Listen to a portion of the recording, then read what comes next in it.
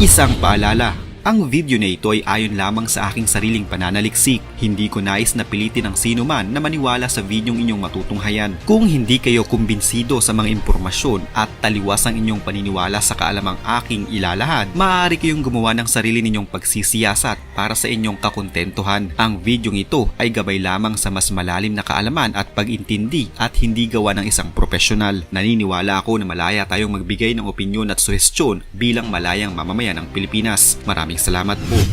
Tahasang sinabi ni Armed Forces of the Philippines o AFP Chief General Romeo Bronner Jr. na nagmistulang mga pirata ang Chinese Coast Guard o CCG personnel nang iharas nito ang mga sundalong Pinoy sa resupply mission sa BRP Sierra Madre sa Ayungin Shoal.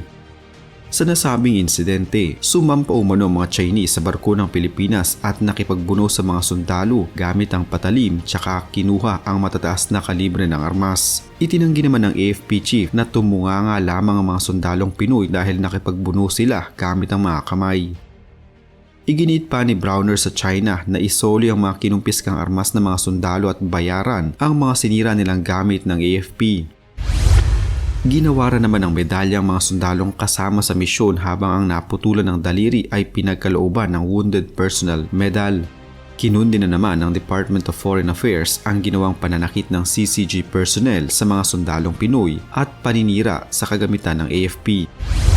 Pinababayaran ng Armed Forces of the Philippines o AFP sa China ang sinira nilang Rigid Hull Inflatable Boat o RHIB RORE mission sa Ayungin Shoal noong Hunyo 17. Ito rin ang iginigiit ni AFP Chief of Staff General Romeo Bronner Jr. sa pulong balitaan sa Western Command sa Palawan noong isang araw. Ginamit umano ng Chinese Coast Guard sa pagsira at pagbutas sa RHIB ng Navy ang bolo, sibat at kutsilyo habang pinipigilan ang operasyon ng militar sa BRP Sierra Madre. Chinese even threaten our personnel by pointing their knives at our personnel. Despite this, lumaban po yung ating mga sundalo. Lumaban po with their bare hands. With their bare hands. Makikita nyo po, tinutulak nila yung rib ng kalaban pa, ng Chinese Coast Guard palabas. Ayon kay General Bronner, ito ang unang pagkakataon na nakitang nagdala ng bladed weapons ang CCG. Bukod dito ay pinababalik din ni General Bronner sa CCG ang kinuha nilang mga nakakahon na disassembled na baril na dala ng mga tropa. Pinaligiran ng mga sakyang pangdagat ng China ang Philippine Navy. Bukod sa pagbangga, ay ilang beses na dinikitan ng sasakyan nila. Narito ang aktual na video kung paano hinaras ng China Coast Guard ang ating resupply team.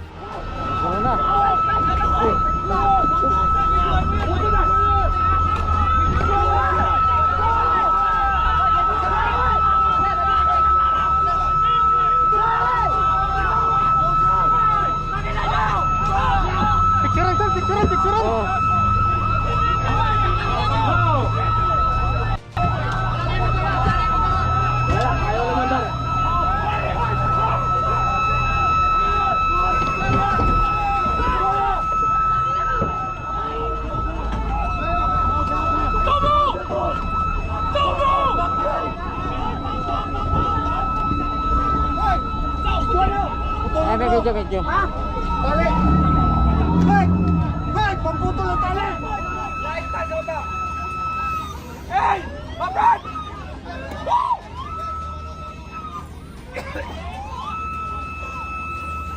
Hey! Stop! Dito tayo siya, tali! Wow! Tali! Wow! Ano? Stop!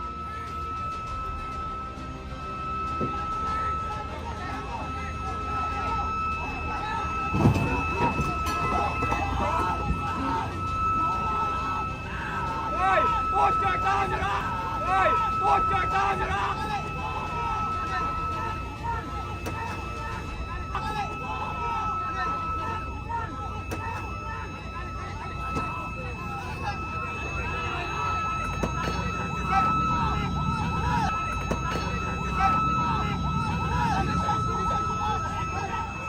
Tropa natin yun?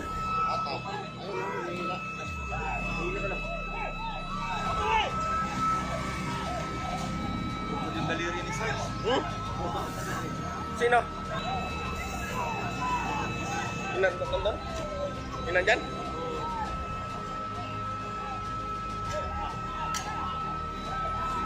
Sarap suk para-parehas no? May palapon. Ano, ng bato na ng bato.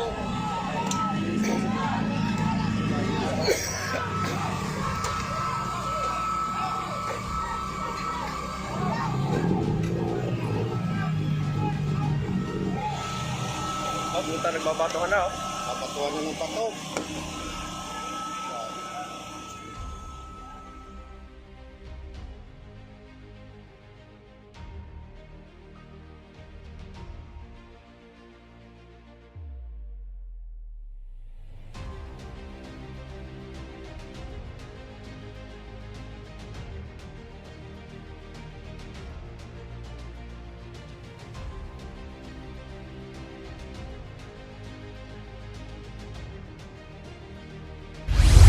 Panahon na para magpakita ng matinding aksyon ng Pilipinas laban sa ginagawang panghaharas ng China sa West Philippine Sea. Dapat na ipakita ng Pilipinas na ipinagtatanggol nito ang ating teritoryo laban sa agresyon ng China at hindi na lamang basta nakasandal at umaasa sa mga kaalyadong bansa.